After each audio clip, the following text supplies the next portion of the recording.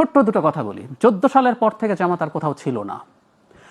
শেখ হাসিনাকে ক্রমাগত চ্যালেঞ্জ করে গেছে এবং শেখ হাসিনাকে চ্যালেঞ্জ করতে করতে দুর্বল করে রেখেছে আসলে কে?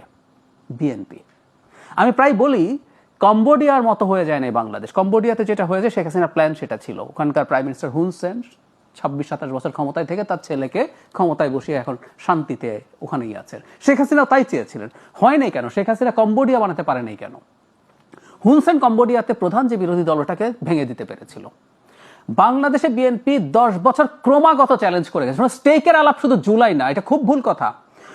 একটা দুটো ব্যাপার আছে, আমাদের একটা লম্বা সংগ্রামের ইতিহাস আছে।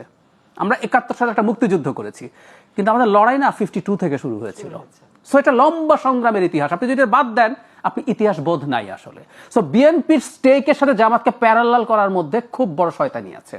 জুলাইতে অনিবার্যভাবেই জামাতের স্টেক ছিল, বিএনপির জামাতের চেয়ে বেশি স্টেক ছিল আমি মনে করি। কিন্তু এই 10 বছরের লড়াই, একটা ছোট্ট উদাহরণ দিই।